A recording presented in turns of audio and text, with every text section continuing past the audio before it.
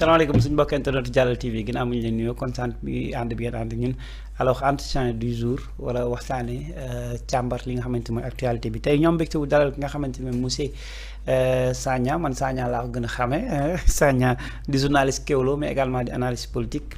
xam-xam maa ci jëm ci wàllu politique mais au delà de ça aussi journaliste la de profession ñu kontaan baax a baax dalal ko ngir càmbar actualité bi.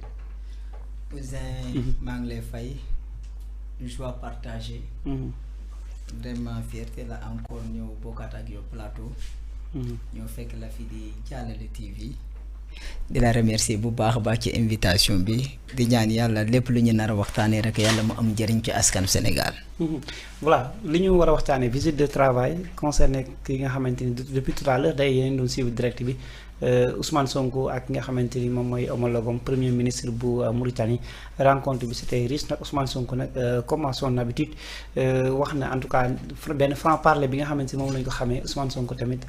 nekkaat na Ousmane Sonko bi ñu xam mooy leen wax dëgg saa yu ko laajee wax na ci li nga xamante ni moom mooy carte de séjour yi nga xamante ni mu diggante Mauritanie ak Sénégal surtout Mauritanie ak léeg-léeg jafe-jafe yi fii ñenn ci Sénégalais yi di am wax na également ba léegi ci det kase yi nee na FMI am na benn part de responsabilité wax na tamit ni ñun waruñu nangu en tout cas pour ay intérêt politique wala di calcul politique wala ñu tax ñuy jël lépp di ko sëf askan bi wala di def lu ñu neex alors dinañu waxtaanee li nga xamante ni moom mooy Ismaïla Madior Fall ndax xam ngeen ni depuis démb ba léegi Sénégal mu ngi bind article bi nit ñi di ko partager comme quoi Ismaïla Madior Fall ak Sophie Gladima du ñàkk ci fan yi ñëw haute cour de justice bi nga xamante ni parlement yi ñoom ñoo ko constitué dinañ leen daal di déglu ndax dañu dem ci procès ñeel nga xamante ni moom mooy Ismaïla Madior Fall am déet loolu dinañ ci daal di waxtaanee mais également daanale ko li nga xamante ni achat des voitures ba léegi nag xam nañu à peu près nombre de voitures bi fi nekk pour le moment takk wàllu ñi nga xamante ni ñoom ñooy Pastef ñaata lañ ci am takk wàllu ñaata lañ ci am non inscrit pour le moment aussi ñaata lañ ci am en attendant ñuy xaar yeneen oto yi alors Sagna du ñàkk sànq ba léegi ñoo ngi toog ci plateau bi di déglu en tout cas rencontre bi Ousmane Sonko ak homologue mauritanien bi d'abord sa première impression ci waxtaan bi. d'abord di fàttali premier ministre bi bu Mauritanie ñëwam ci Sénégal c'était pas la première fois. annoncé woon nañ ko ci mois d'août ba ma juumlee. jamono joo xamante ni Ousmane du août sax c'était récent c'est vers octobre comme ça Ousmane Sonko jamono joo xamante ni ñu ne dafa nekkoon ci congé. les soubresauts politiques boo xamante ne xawoon na diggante kii di le premier ministre Ousmane Sonko ak le président Bassirou Diomaye Diakhar Faye. jamono jooju noonu Yacine Fall nekk intérimaire. mais daanaka kii dafa mujjoon annuler son séjour au Sénégal. cette fois-ci bu ñëwee tamit du lu bees parce que gis nañ ni au Mauritanie bu ma jumlee l'autre président de la République demoon na fa. premier ministre Ousmane Sonko demoon na fa. le ministre ministre du pétrole. kii di Birame Souleye Diop. demoon na fa. ba ma jumlee sax notre président de l'Assemblée nationale ba ma jumlee moom tamit demoon na fa. donc va et vient yooyu yëpp li ko waral moom moo di diggante les deux pays. parce que boo jëlee bu Sénégal ak Mali nekk ñu ne la Gambie dafa mel ni banaat bu nekk ci biir jëmme ñi doomu aadama. mais Mauritanie tamit suñu diggante lu mu mel. mënuñoo def lenn lu dul. rafetal ko. maintenant Sénégal ak Mauritanie premier ministre Ousmane Sonko wax na ko mais déjà les deux premiers ministres wax nañ ko nous sommes condamnés à vivre ensemble. maanaam mënuñoo def lenn lu dul. jëflante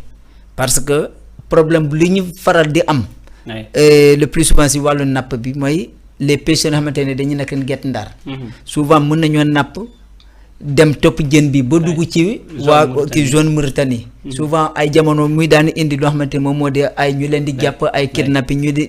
confisquer loo xamante moom moo di seen i matériel yóbbu leen foo xamante moom moo di seen i bërëb. maintenant temps bu Aminata Mbengue non Aminata pas Aminata Mbengue Omar Sarr nekkoon ministre ministre de la pêche et de l'économie maritime Omar Sarr d'abord bu nekk Sankalkam demoon na ay Mauritanie ay yoon jamono joo xamante ni arrêté woon nañu ne ay pêcheurs sénégalais kii de Aliou Ndoye tamit daloon na ko moment ba mu nekkoon ministre de la pêche et de l'économie maritime donc tey ji ñoom bu ñu ñëwee rek ñu ne faut ñu renforcer diggante boobu noonu pour que ñu mën a éviter loo xamante moom moo di conflit entre les pêcheurs bu ñu nekk Guet Ndar ak ñoo xamante les autorités mauritaniennes léegi mënuñoo def lenn lu dul rafetlu ko mais que ça soit aussi sincère des deux côtés ay jamono pêcheurs Sénégal dañuy quitter les eaux sénégalaises di dem ba yenn pays muy Mauritanie muy foo xamante ni moom moo di Guinée-Bissau tamit mais le cas de Guinée-Bissau c'est moins grave parce que boo xoolee suñu pêcheurs yi ñoom ñooy nangu kidnappé ñoo xamante moom moo di les marins Bissau Guinée di leen indi fa xamante moom moo di Sénégal maintenant cas Mauritanie moo gënoon compliqué puisque foofu noonu day am ay conflit wala souvent ñu ne la gaal daanu na fii doo xam ban anam la gaal bi réer te jamono joo xamante ni tamit relation de pêche entre les deux pays sur la politique gouvernementale wala dans la diplomatie gars yi dañu koy rafetal mais à l'intérieur dañ gis ni ñii mën nañoo wax li mais ñeneen ñi dem jëfee leneen maintenant beneen cadre bi moom moo di Sénégal ak Mauritanie pourquoi le premier ministre Ousmane Sonko wax ni ils sont condamnés à vivre ensemble mooy benn ressource boo xamante ni adduna bi yëpp ñu ngi koy wër pétrole bi muy gaz bi Sénégal ak Mauritanie seen diggante la ne léegi nag dañu obligé collaborer ensemble exploiter ko ensemble ou bien périr ensemble bu ñu si amee accord boo xamante ni équitable la benn pays mënu dem bàyyi sa morom bu boobaa mën nañ ci am benn accord bu solide pour wàllum ressource naturelle boo xoolee entre Ziguinchor et la Guinée-Bissau ñu ne découvrir nañu fa benn pétrole mais c'est du pétrole lourd boo koy nar exploiter mun na indi benn complication mais vu la situation géographique de la zone ak conflit yu sew yi xamante ni mu ngi fay xew gars ñemew ñu ko exploiter dañ ko daal di bàyyi noonu ba léegi nag mu nekk pétrole dormant maintenant bu fekkente ne am nañ courage pour exploiter le pétrole bu nekk entre les deux pays ba pare am accord boo xamante ni discussion sincère honnête et yoo xamante ni entre les deux pays kenn bañ a jouer le sa morom loolu nag on trouve que c'est tout à fait normal que ñu am des discussions approfondies lenn loo xamante ni mën nañ ko wax ci coopération boobu noonu parce que le premier ministre mauritanien bañ na question boobu sax nee naa du sas au subsaharien mais liñ daan gis ni daanaka boo ko xoolee de les mythes comment on peut prendre les citoyens sénégalais maliens burkinabés les citoyens africains de façon générale ñu xamante ni nous sommes tous des frères et des sœurs nga jàpp leen dugal leen ci benn bërëb di leen dóor doo leen jox ñuy lekk doo leen jox ñuy naan doo leen may pour ñu dem ginnaaw kër foofu fopp lépp sur place lañ koy defee te ñoom ñu ne y a une collaboration sincère entre ces deux pays là-bas il faut que nos autorités aussi aient le courage maximal pour que loolu tamit réciprocité boobu na mën a dugg parce que nous on peut regarder un Mauritanien comme notre frère. Un Mauritanien doit avoir le même courage de regarder son propre moromam sénégalais comme frère. Parce que boo xoolee ci wàllum sant l'identité cooy ngay fekk Sénégal cooy ngay fekk Mauritanie Fall ngay fekk Mauritanie Fall ngay fekk Sénégal Diallo ngay fekk Mauritanie Diallo ngay fekk Sénégal léegi boo xoolee identité yu noonu mën nga bañ a xam identifier kan mooy kan beneen bi mooy nos émigrés là souvent ñoo xamante ne dañuy ñëw par la voie terrestre ñu indaale oto bu ñu ñëwee ba Mauritanie souvent nag foofu la ñuy ñàkkee seen oto mun nañu jàpp seen oto taxé la loo xamante ni tam bu ñu xamoon sax ñu fay billet d'avion ñëw bu ñu ñëw ba Sénégal doo ko jëndi seen oto mais lu ñuy teg ci yoon bi il faut que suñu autorité tamit am le maximum de courage ñii lu ñu leen teg rek ñoom tamit ñu mën a teg loo xamante moom de la réciprocité moi sur ce côté entre le Gabon et le Cameroun deux pays frontaliers dafa mel ni Sénégal Gambie rek wala Sénégal Guinée Bissau mais waa Gabon bu ñu dem Cameroun dañuy jël visa Cameroun itam bu ñu dem Gabon dañuy fa jël visa réciprocité boobu day tax les deux pays là se respectent mutuellement. parce que Ousmane Sonko sax mi ngi ko doon wax xam nga pour circuler fi nga xamante entre Mauritanie Sénégal boo fekkee da nga fa nekk boo au-delà de 3 mois da nga am carte de séjour boo xamante c'est renouvelable en fait au bout de 3 mois c'est-à-dire boo demee Mauritanie boo fa defee 3 mois da nga war a am carte de séjour. ñoom c'est seen règlement mais Ousmane Sonko demoon na négocier bi xëy na somme bi ñu ko doon bi ko ñoom Macky Sall bàyyi woon bi ñu fi nekkee Ousmane Sonko gën na fexe en tout cas ci ay négociations la dernière fois bu mu fay mujj. ñu gën ko wàññil au lieu de bon je pense que ay 15 000 côté yooyu la woon CFA je veux dire. su ma jumal ay 5 000 francs la pour renouvelable en fait ay carte de séjour léegi bu ñëwee ci aspect boo xam nañ ni gaz bi aussi ñun pourcentage audience bi ñu ci amoon c'était trop minime ci liñ ci information yi ñu ci amoon. Ousmane Sonko également réussir na à ce que ñu am ci benn pourcentage bu normal mais aussi Ousmane Sonko bu waxee ni le FMI en part de responsabilité si li nga xamante ni moom moo fi jot a xew. la dette cachée. Ouais, parce que dañuy le FMI a une part de responsabilité. Responsabilité ci li ñuy dund nii FMI am na ci responsabilité. boobu mi ngi doon joxe peut-être exemple ci voilà. Voilà qui d'abord quand lu Mauritanie ak Sénégal par exemple boo jëlee carte de séjour. ay jamono boo xamee ñoo xamante ni ñu ngi Mauritanie. police Mauritanie ban moment la ñuy xaar pour arrêter nit ñi. bu ñuy xëy dem liggéey ak bu ñuy wàcc. muy Mauritanie muy Maroc. yooyu la suñu frères yi di dund entre ces deux pays là. bu ñuy xëy dañu leen di jàpp. dina laaj ay carte de séjour lu kenn xamul. wala permis de travail. léegi nag boo ko amulee si la ñu lay jàpp yóbbu. torturer la nangu say alal. loolu il faut que suñu autorité tamit. ñu taxaw ci bu baax a baax. pour que nos frères là soient considérés soient traités de façon honnête et de façon digne. comme des véritables êtres humains. Maintenant cadre FMI la gestion parce que bu ñu gouvernement bu ñu ñëwee dañoo def audit. de la gestion du régime précédent. tout en cherchant aussi que le régime Macky Sall aussi bu ñu ñëwee tamit dañoo def audit sur la gestion. du régime de Wade. moo xam na ni Wade bàyyi fi dara xanaa ay moquette la bàyyi palais. ñuy annoncé loo xamante moom di la reddition des comptes. ñii tamit bu ñu ñëwee ñu ne on peut pas continuer sans faire loo xamante moom di la vérification faire l'état des lieux de la gestion du régime de Macky Sall. léegi nag ñoom daan nañoo wax ni de 2012 jusqu'à 2019 daan nañoo wax ni la croissance à 2 chiffres. Nous sommes à 11% du PIB 13% et ainsi de suite jusqu'à l'arrivée du coronavirus boo xamante ni moom moo di croissance bi foofu la chuté drastiquement. léegi bu ñu ñëwee ñu ne indi nañ terre. ñu wax benn montant Ousmane Sonko ne leen montant bi ngeen annoncé BRT terre bi. montant boobu dépassé na ko vous avez fait ce qu'on appelle dépassement budgétaire à l'heure actuelle vous êtes à plus de 1000 milliards mu ngi koy wax ci biir assemblée nationale. léegi nag ñu indi ci conditions yu tamit ñu indi ci BRT indi ay infrastructures yoo xamante ni c'est des infrastructures de luxe loo xamante ni moom moo di mu ne la li ngeen di def ni yëpp. économie extravertie la parce que lépp lu ñu fiy def mooy entreprise ñu koy tabax. ñoom ñooy yóbbu loo xamante moom moo di koom-koom bi. nous produit fini képp la ñuy am léegi nag loolu mënul dox loo xamante ni moom moo di économie. financement du dugg prêt di am ñu ne Macky Sall waa gouvernement régime Macky Sall ak les députés de Macky Sall li ñu doon bàkkoo moom moo di le Sénégal a la confiance des bailleurs.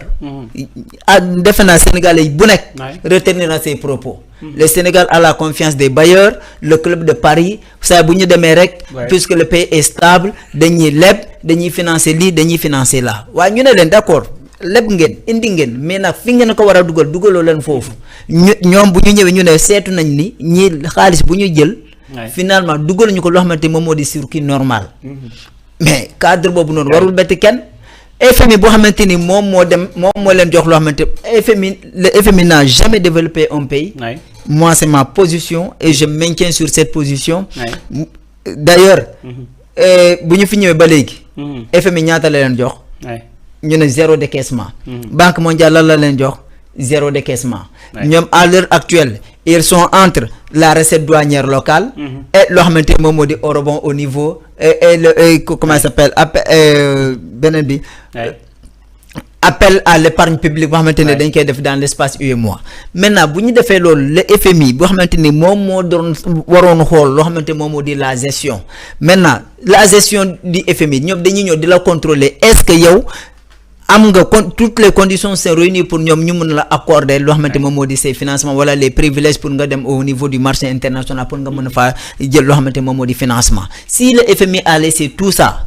ba le pays est arrivé à ce stade là foofu la leen wax ni le FMI est responsable parce que ñii bu ñu ñëwee ñu ne leen il y a eu dette cachée ils ont fait combien de missions ils sont à leur unième mission au Sénégal pour vérifier pourquoi moment boo xamante ni ñi 2 années ba léegi nag le FMI est en train de contrôler la gestion de l'État est-ce que la dette là la dette cachée là est avérée d'une part ñu ne la y a la dette cachée d'autre part ñu ne la situation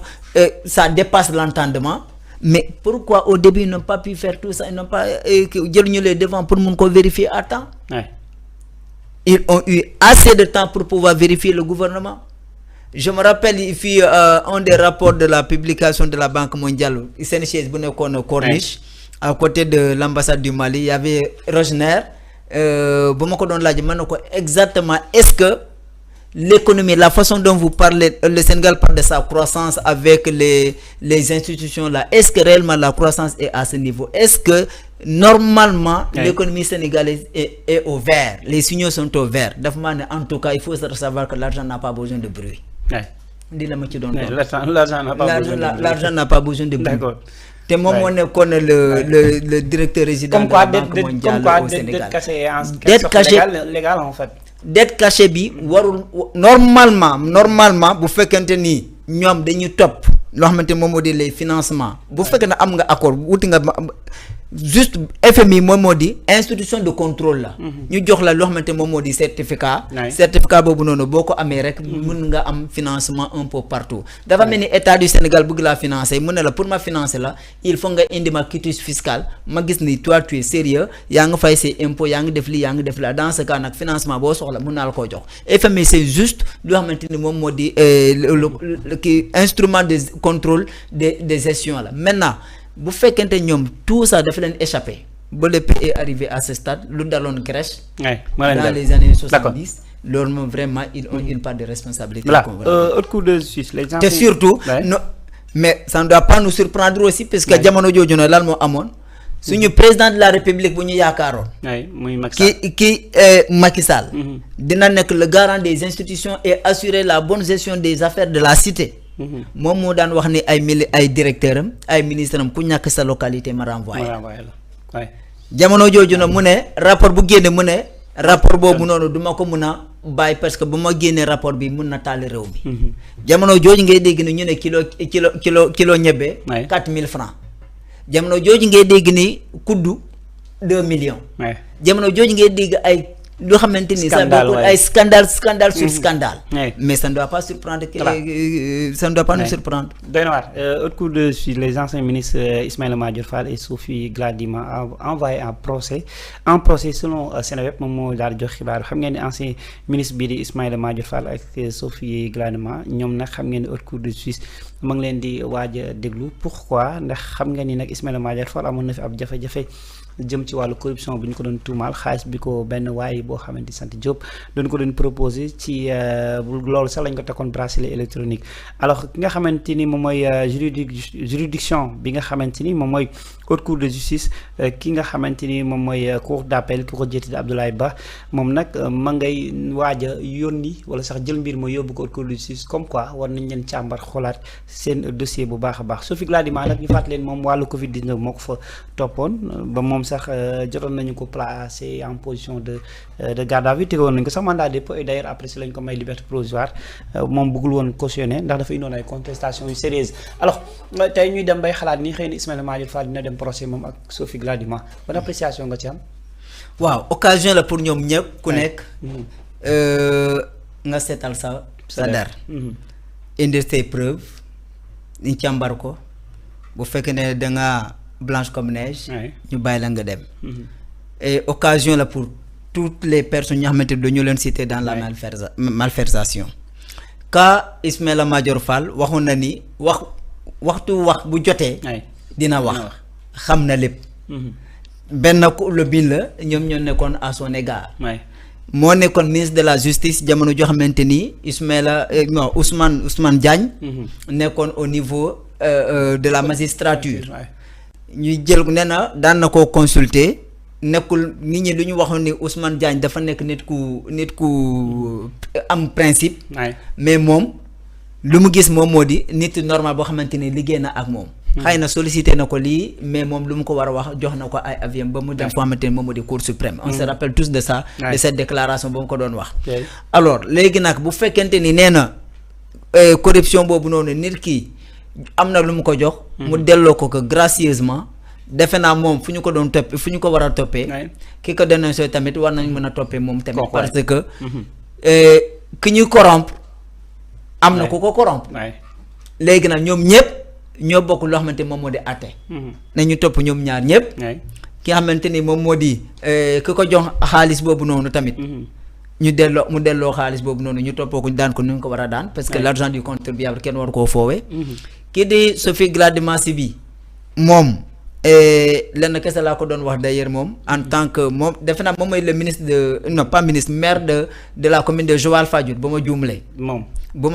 Sophie Gladima-Sy bi maire Joal Fadiouth mais moom bu fekkee ne dañ koy wax ci détournement gis nga tali bu jógee Mbour mi dem ba Joal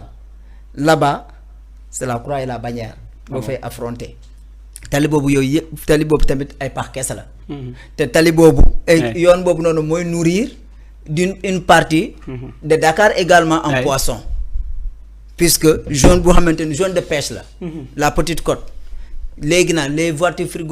frigorifiques nga xamante ne dañuy indi jën tamit de approvisionner les autres zones foofu tey foo ñu mu taxawaat bu baax a baax mu plaidoyer nekkoon na ministre ba mu wàcce defar ñu tali boobu noonu léegi nag mu ngi noonu am na beneen société minière boo xamante ni mu ngi woon foofu tamit parce que bu ma jumale ba mu en même temps elle était aussi ministre xawma des mines maintenant comment elle pouvait être dans le gouvernement de Macky Sall am benn société minière bu nekk boo rombee defe naa boo rombee le village de l'autre là Mbodiène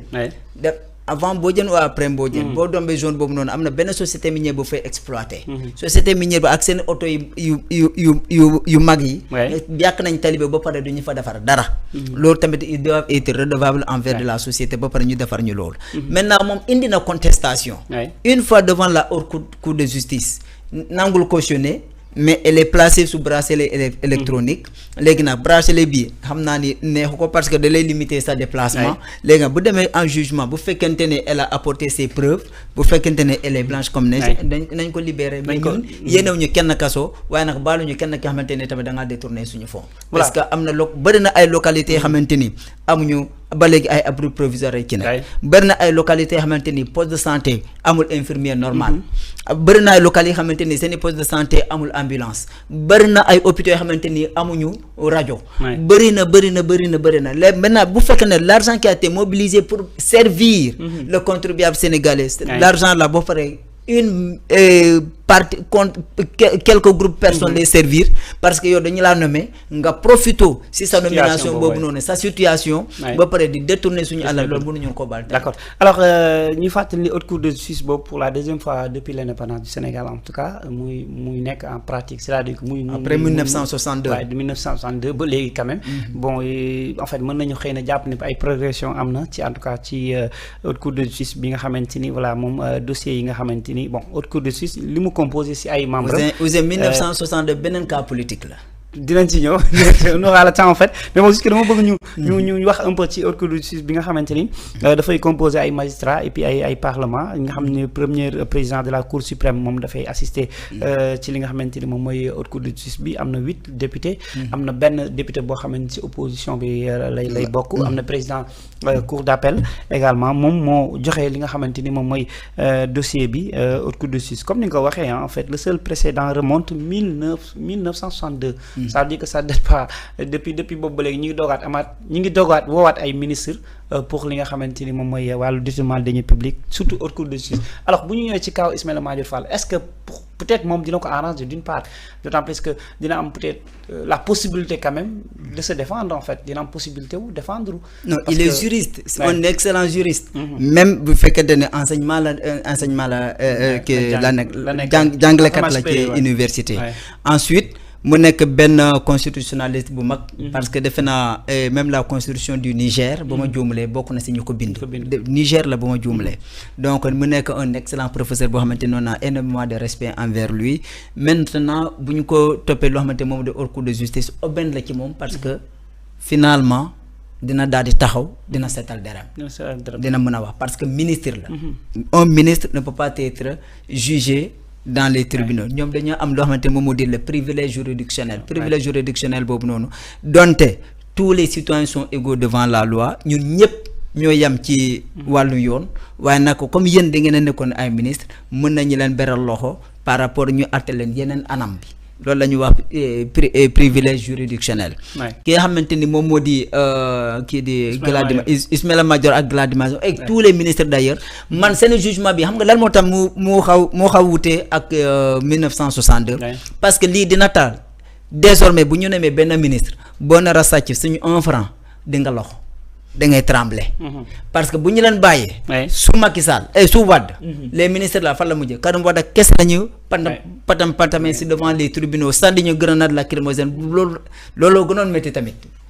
sànni nañu grenade lacrymogène da ngay taxaw fii di dem couvrir gars yi fekk la fa fi ngeen ne taxaw. mais pour le cas de Ismaïla Madior c'est que côté moralité laay wax quoi c'est en fait pour ñuy gis ni boo ko xam un professeur agrégé de droit universitaire Anta Diop jàngal fi juriste yu bari jàngal fi avocat yu bari tey ñuy dem ba war ko def devant la cour de justice di ko àtte loolu alors honorable morale et l'image aussi honorabilité de Ismaïla Madior Fall bu amee benn takk-takk rek kenn waral ko lu dul ko ci moom ci boppam de ah bon Ismaïla Madior Fall man je peux pas comprendre yow nga nekk un constitutionnaliste nga xam les lois nga jàngale loi ba pare nag yow c'est étudiant ñoo lay corriger par rapport à la pratique on se rappelle benn plateau boo xamante ni ça reste toujours dans ma mémoire ba mu toogee plateau Sen TV moom ak Ngouda Mboup ne ko man duma dund au delà loo xamante ni boobu laay liggéey yow droit lii la wax yow nga bëgg koo appliquer leneen dem nañ ba tuddee ko fii nii qualifier ko fii le tailleur de la constitution c'est-à-dire les politiques passent moom jamono joo xamante ni Macky Sall daf ko doon bàyyi muy def lu ko neex muy interpréter lu ko neex bu fekkente ne xalaatoon na ni ala kulli xaal Macky Sall va quitter lui il va demeurer professeur respecté et mérité partout félicité partout est-ce que politique war na jar lii Ismaïla Madior Fall fait partie des professeurs yoo xamante ni bu ñu ne tout de suite Ismaïla Madior Fall anime une conférence à l'université jarul publicité. mais loi aussi dafa wax le corrupteur et le corrompu. c'est pourquoi ma ne la le corrompu et le corrupteur en tant que ku xam-xam màcc wàllu droit muy admettre que ni waa ji dafa ma jox xaalis bi de manière. ma delloo ko dama delloo ko gracier de façon et puis moom xam na intention waa ji aussi loolu moo si paradoxe en fait. loolu moo tax ma ne. parce que dem nañ ba xam ne kii gars yi dañ koy utiliser politiquement. léegi nag loolu moo tax ma ne bu demee ba lii dal ko. par rapport à son image. bu mu mer kenn. na mer boppam. ces politiciens là. waruñoo jaral kenn. loo xamante ni dañu lay def loo xamante ni suba. dañu la ciy bàyyi. léegi nag ñu mu doon défendre. tey jii nii ñu mu doon collaborer noonu anañu ki ko jéem a corrompre kooku tamit waru mën a échapper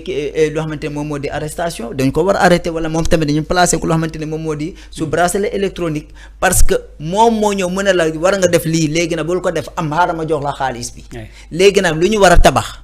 pour askanu Sénégal la ana moom léegi xaalis bu ko war a servir la ñuy yëkkati yow jox la ko pour tere askan wi mën a am accès ci loolu. kooku tamit dafa bokk lu ñuy war a poursuivre loolu moo tax depuis le début de mes propos ma ne ñoom ñaar ñëpp la ñu war a poursuivre moom ministre la kenn ku doon ministre Ismaïla Madior Fall am na privilège juridictionnel kale amul privilège juridictionnel nañ ko yóbbu devant les tribunaux ñu ko juger leen condamner leen à la hauteur de leurs actes. d'accord alors ñu daanelee entretien du jour bi ak li nga xamante ni moom mooy le premier lot di 76 4x4 Toyota Land Cruiser bi nga xamante ni Brado ci lu ñu ko distribuer nag pour le moment 56 yi waa Pastef ñoom ñoo ko jël 7 yi takku wala ñoom ñoo ko jël yeneen 7 yi non inscrits yi ñoom ñoo ko jël président Assemblée nationale jël benn bi des. alors bon, pour le moment voiture Assemblée nationale boo ma ko mayee mën naa remonter 2012 l'arrivée du président Macky Sall au pouvoir bu mu ñëwee c'était la 12e législature kii moo nekkoon président Assemblée nationale Moustapha Niasse président groupe parlementaire Moustapha Diakhaté ñoom ñépp amoon oto sans exception léegi nag am ay députés yoo xamante ne am nañ 2 ba 3 voitures. da ngay nekk député simple am sa oto. nga nekk membre du bureau ñu jox la oto. nga nekk président assemblée encore président wala vice président wala xam ay secrétaire yoon ñu jox la oto nga am 3 oto yow benn am ay. bon de carburant. député je veux dire député simple day am oto. day am oto. boo nekkee député simple ba pare bokkaale ci bureau bi da ngay am. bureau bi ñu jox la oto 2 oto. boo nekkee encore nekk xaw ma président la xaw ma. commission en même temps non pas commission peut-être. nga am na ñoo amoon ba 3 oto. 2012. loolu. assemblée boobu noonu existé ba 2019. 2019 mu ñëw encore ñu ñëwaat am la majorité. Majorité boobu noonu toujours Moustapha Niasse président assemblée nationale Moustapha Diakhaté président groupe parlementaire Benno Bokk Yaakaar 2019 la ñoom Ousmane Sonko nekk ci xamante moom moo di assemblée. te 2012 bu ñu fàtte ni Thierno Alassane Sall. tey jii nii bu soulever la question. il était ministre sous Macky Sall. après ses fonctions de ministre ñu yóbbu ko RTP jël ko RTP indiwaat ko ministère on se rappelle de tout ça te jamais waxu musul taxaw ni même au niveau du gouvernement. comme la république boobu amuloon la république des valeurs. parce qu'il était avec l'APR. musul annoncé ni dans le cadre convergence les cadres de l'APR musul leen wax ni yéen député waruñu leen jox li waruñu leen jox laa te là-bas aussi. appel d'offre loo xamante moom moo di jëm ci oto yi amul woon 2019 automatique la woon député yi fa nekkul woon ñu wàccee ñeneen ñi ñëw taxul ñeneen ñu delloo leen seen oto dañu leen jëndal oto yu bees jox leen problème bi 2022 la commencé élection législative 2022 le plan Déthié Fall intercoalition Yewwi Wallu ñoom ñoo def intercoalition ñu imposer la cohabitation à l'APR foofu ñu gis ne APR am 83 députés 82 députés ñi am 81 députés Pape Diop moo jox voix am waa APR pour que ñu mën a gouverner dans en toute tranquillité ñu am majorité alors foofu lañ Macky Sall gis ni foofu lañ nommé kii di Amadou Mame Diop mu nekk président assemblée nationale Mimi Touré foofu la jedd parce que dafa doon xaar ni dañ koy nommé président assemblée nationale bu fuite bi génnee rek ñu ne Amadou Mame Diop la ñu Macky Sall désigné ñu nekk si dans ki lu am loge de la presse ñuy wër kan moo war a nekk Amadou Mame Diop ñu def recherche ci moom après si lañ gis moom mu jël saagam yolleeku donc génn si salle bi salle hémicycle bi foofu la ñu gis ni ñu ne député Macky Sall calculé nii man bu ma joxe tous ces députés là la voiture mën naa dooleel ñoo xamante moom moo di opposition parce que bu boobaa nag mën nañu am facilité de circuler parce que am nga oto am nga sa oto am nga sa dotation de carburant mën nga dem fu la neex donc il fallait ñu indi beneen politique bloquer la voiture des parlementaires jox ñu leen vote oto en lieu et place ñu jox leen xaalis ñu leen di jox 900 et quelques mille par mois 900 et quelques mille yooyu noonu am député yoo xamante ni jënd nañ seen oto bopp am ñoo xamante ni continuer nañu sans ñu jëndi loo xamante moom moo di oto léegi nag bu fekkente ni yow li nga dénoncé nekkoon nga ci 2012 2019 ba à ce stade waru ñoo mën a wax ni la voiture des députés yi waru ñoo am oto parce que député dañoo leen fal pour ñu nekkal fi askan wi te les députés de la 15e législature ñii nii man gis naa ni dañoo am mérite parce que man couvrir naa 12e législature couvrir naa 13e législature 14e législature jamais mosuma gis député boo xamante ni dafa bokk ci majorité présidentielle ñuy dénoncer loo xamante ni moom de la gestion du gouvernement wala ñuy dénoncer loo xamante ni moom de la gestion de l'assemblée musul am te ñii ñu ngi koy dénoncer on se rappelle comment il s'appelle problème conflit bu ndax bu am diggante Guy Marius Sagna Moustapha Guirassy ministre de l'économie par rapport à achat de bureau mus nañooy gis ne benn député Macky Sall bu doon critiquer un ministre du gouvernement musuma koo fekkee kii Mouraman Kaba Diakité récemment ça ne fait même pas un mois muy dénoncer la gestion les pratiques de El Malick Ndiaye loo xamante ni moom dañ ko doon dénoncer la fameuse phrase toog muy dox ki xamante ni xëyul gontul paasul puusul weer bu dee ñu may ko loo xamante ni moom moo di ñu fay ko salaire mu ngi koy dénoncer dans le passé on l'avait pas vu kon ces députés là ñu ngi def loo xamante moom moo di effort mais nag encore quand tu parles à l'Assemblée nationale ce sont ces députés là qui te disent que dans nos localités il y a telle difficulté sans état d'âme ils te le disent puisque c'est le premier ministre ci boppam moom moo leen ne lu doxul nañ ko wax doxul. dañu wax loo xamante moom moo di la vérité. Moi, à l'époque, dans notre zone, en Casamance, il y avait un député qui est là-bas. Quand vous venez ici à l'Assemblée nationale, tout brille comme l'or, tout est clair, alors que nous étions dans l'obscurité profonde. Pas d'électricité. Problème. On a utilisé, mais pas l'eau de robinet. Alors, nous avons un laps de temps, peut-être nous, jusqu'à présent, il y a des villages qui ne sont pas électrifiés. Je peux les lister dans la commune de Oudoukar. Ces villages-là, il y a Sumboudi qui est toujours dans le noir, Matanda est toujours dans le noir, Babinar est toujours dans le noir, Témantou est dans le noir. Beaucoup de villages dans la zone là sont dans le noir. C'est 10 villages, Disney, ñaar kessé lañu électrifié wala ben lañ ci électrifié. Alors ñom buñu ñëw ñu am effort yono ba paré say buñu démé rek député buñu taxawé rek di naan ñuy dénoncer lo xamanteni mom modi ñak infrastructure, ñak poste de santé, ñak équipement au niveau de nos hôpitaux, ñom am nañ ci mérite. Am nañ ci mérite. Légui dans ce cas man tu es pour non, les voitures en fait. La manière maintenant, en fait. Le problème là où se trouve le problème. Conditions d'attribution des voitures. Faut mettre la question principale. Faut nous le président de l'Assemblée nationale. Warul khar muna démé attribuer les voitures, démé distribuer les voitures ba paré ma doga ñi war ci askan Sénégal ne leen voici ni la ko anam bi la attribuer le marché. Parce que bo wara def appel d'offre, bo wara lancer ben commande normalement dañu la né da nga wara def appel d'offre. Il y a deux possibilités. Nga def appel d'offre général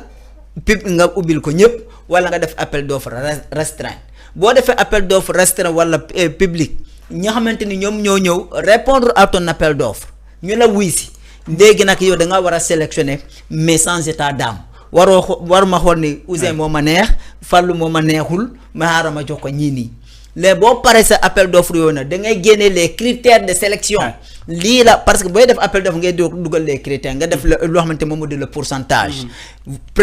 chaque rubrique nga noté ko maintenant partenaire bo xamanteni fournisseur bo xamanteni répondre na à ce pourcentage là dans ce cas fofu ngay sélectionner lo xamanteni mom modi ki la wara fournir mais à l'heure actuelle on regarde qui offre bo xamanteni mom mo gëna moins cher ensuite moins cher mais mu nek qualité buñu xolé lon dans ce cas ñu né dañ mën nañ la choisir nga pour nous répondre té lolu yépp logique mais jusqu'à présent pour sénégalais xam en fait mine de rien en fait té bo défé appel d'offre quand même surtout les députés en fait parce que quand Guy Marius Sagna dit que ni xawma auto biñ may jox marque bi xawma fournisseur bi xawma ci dara en tant que député aussi lolu aussi c'est que mom bu ko waxé en tant que député ñun sénégalais mo waxalé wuñ ko donc da nga japp ni rek logique pour logique moy lolu dañ ko waron publier comme ñom ñoo woté jubal normalement assemblée amna sen commission nga mën ko lire ma mën ko lire en fait quand même c'est-à-dire bo défé appel d'offre bobu non bo publier les résultats tu dois publier buñ ko publier il faut xamanté mom modi le site officiel de l'assemblée war nañ ko mëna publier xamanté mom de le site de l'ARMP wala DSMP légui buñ ko fa publier dans ce cas sénégalais bu né war na mëna am accès le contenu mo xam né ñi lañu ki ñi telle date lañu def appel d'offre telle date lañu ko clôturer telle date lañu def dépouillement telle entreprise wala tel fournisseur mo gagné marché bi voici les conditions que fournisseur bi condition bi la posé li mo tam mu gagné score temps la am ñeneen ñi score temps la am dans ce cas ku nek bo xolé sa score di nga mëna ñu informer ensuite duñu yam ci score bobu na ba paré publier ko ci sen site officiel ñi xamantene dañoo soumettre lo xamantene mom di sen appel d'offre war nañu jot soit ben courrier wala ben document ne len nous sommes au regret de vous annoncer que votre appel n'a pas retenu notre ainsi de suite nga xamni da ngay tontu officiellement ni vous avez soumis mais malheureusement on vous a pas sélectionné mën nga len envoyer lo xamantene mo di sen notification ba paré nga def ko lo xamantene mom di publier pour que askanu Sénégal ñepp mën ci am lo xamantene mom di accès mais waye len nak amna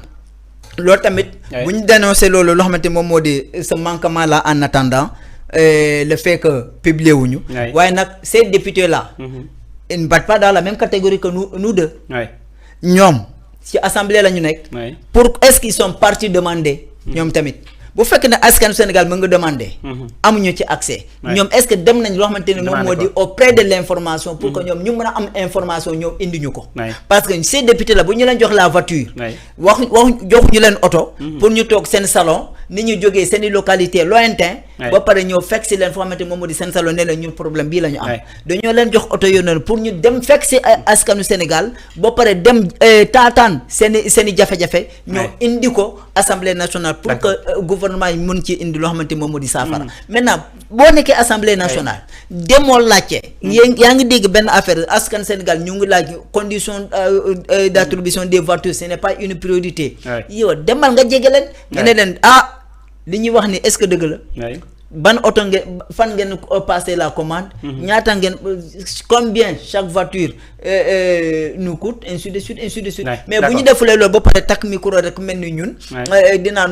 nous dénonçons ça alors que ñoom am nañ plein pouvoir pour contrôler loolu bu ma jumlee tamit bureau assemblée nationale am na benn poste boo xamante ni moom moo di c'est le commissaire au compte Guy Marius Sagna nee na nekkoon na bureau ñoo xamante ni ñoom ñoo war a seetu les fonds de l'assemblée sous Macky Sall nee na chaque fois day dugal loo xamante ni moom moo di les demandes pour que ñu mën a contrôler xaalis assemblée nationale fu muy jaar mais mosu koo am maintenant cette fois-ci bu ñu nekkee ci majorité donc lui il dit lépp loo xamante ni ça ne va pas lui il va les dénoncer sans attendre loo xamante ni son groupe parlementaire maintenant lan moo leen tere ñu dem directement sama doom baay bi lan moo ko tere dem directement foo xamante moom moo di le bureau de l'assemblée non comment vous avez passé la commande fan ngeen passé la commande surtout moom dafa bokk ñoo xamante ni en 2019 bu ñu leen jox loo xamante ni moom moo di dotation de carburant ñu ne ko da ngaa war a dem jëli sa dotation de carburant au niveau de Total mu ne moom du jël carte Total moom il préfère la carte Elton ak carte EDK les sociétés sénégalaises wala ñoo xamante ni les Sénégalais sont actionnaires là-bas foofu la préféré au détriment loo xamante moom moo di Puma ak loo xamante moom moo di Total maintenant ñoom ñëpp muy Guy Marius Sagna muy Thierno Alassane Sall pour man dañoo war a dem foo xamante ni moom moo di vers l'information ñoo jox ñu information après en attendant loo xamante ni moom moo di la publication officielle finale loo xamante moom moo di cette commande là mais tout en sachant que la commande doit être publiée avant la livraison des voitures à ce que je cherche. Quand même. Merci beaucoup. waaw jaajëf mbégte laa am encore une fois lépp loo xamante ni wax nañ bu fekkente ne dafa am lu ci ñàng rek ñu ngi si jégalu bu baax a baax di remercier Fallou ak sa technicien di la remercier bu baax a baax vraiment fierté toujours laa am jàkkaarloo ak yow vraiment de la souhaiter bon vent bon courage le chemin est difficile mais tout le temps chaque jour est un apprentissage nañu continuer di jàng rek. bu mokkee rek dootuñu def erreur. d'accord bu mokkee rek dootuñu def erreur. Merci beaucoup ça a été un plaisir quand même Toumani moo nekkoon réalisation bi assistée par Fallou tey ñu amoon monsieur Sagna le grand journaliste chroniqueur j'espère que du fi gëj fii këram la Ouzin moo nekkoon ci présentation bi jërë ngeen jëf.